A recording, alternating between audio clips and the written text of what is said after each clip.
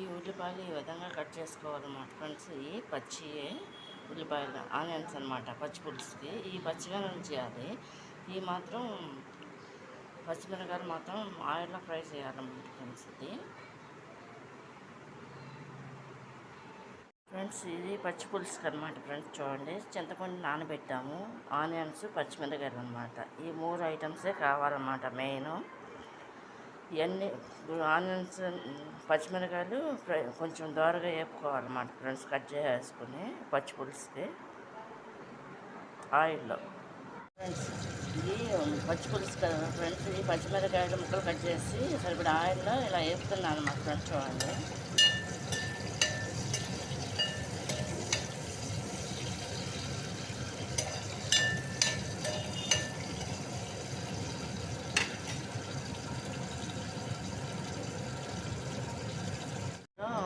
Fry అయిపోయిన తర్వాత పచ్చిమిరకాయలు గల్లుప్పు వేయాలన్నమాట ఫ్రెండ్స్. ఇది చూడండి ఇక్కడ వేస్తున్నాం ఫ్రెండ్స్. ఈ పచ్చిమిరకాయలు బాగా ఫ్రై అవ్వాలన్నమాట. బాగా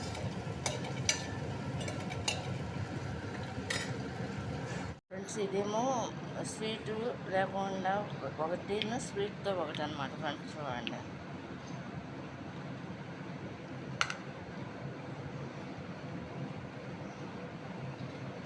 ఆనియన్స్ కూడా మొత్తం కలిపేస్తున్నాం అన్నమాట.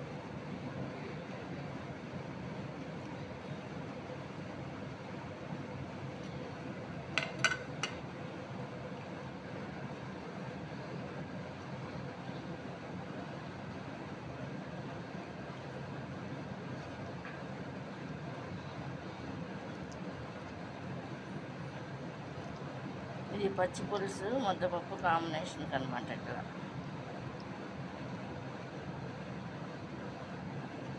పెట్టుకో ముద్దపప్పు పక్కన పెట్టుకోసారి.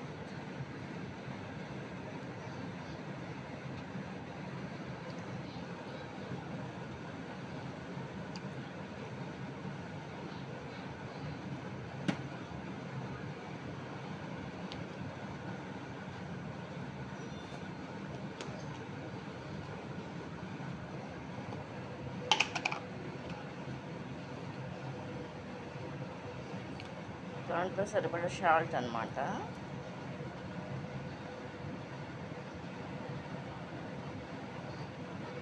కొంతమంది ఏంటంటే బెల్లం కూడా వేసి తింటారు అనమాట. ఇది బెల్లం అనమాట. చూడండి, దాన్ని ఈ విధంగా కలుపుతారు అన్నమాట.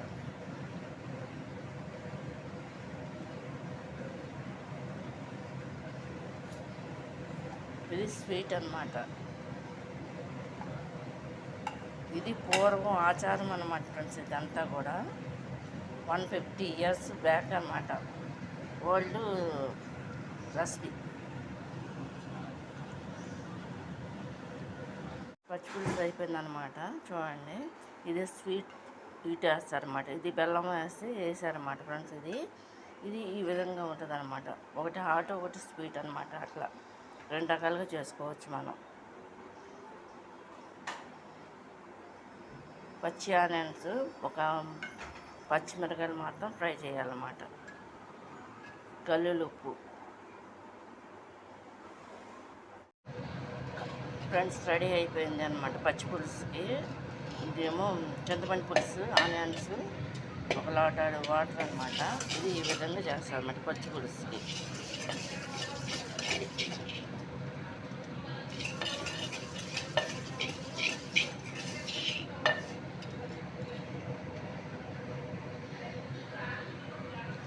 ఫ్రెండ్స్ ముందుగా ఏంటంటే పచ్చిమిరకాయలు సరిపడా ఆయిల్లో మనం ఫ్రై చేసేసుకుని పచ్చి ఆనియన్స్ ఒక 2, చింతపండు రసము ముందుగా తీసేసుకుని ఒక గోళికాయ అంతా రెడీ పెట్టేసుకోవాలన్నమాట. పెట్టేసుకుని ఈ ఫ్రై అయిన పచ్చిమిరకాయలు ఉంటాయి కదా, దాంట్లో గల్లులుప్పేసి ఇలా కచ్చాపిచ్చగా కొట్టేసి దాంట్లో ఈ విధంగా కలుపుతారన్నమాట ఫ్రెండ్స్. వాటరు, చింతపండు పులుసు వాటరు.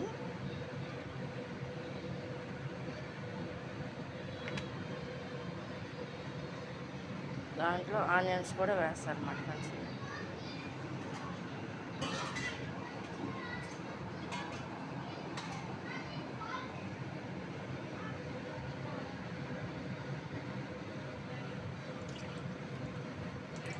ఇలా పోసేసి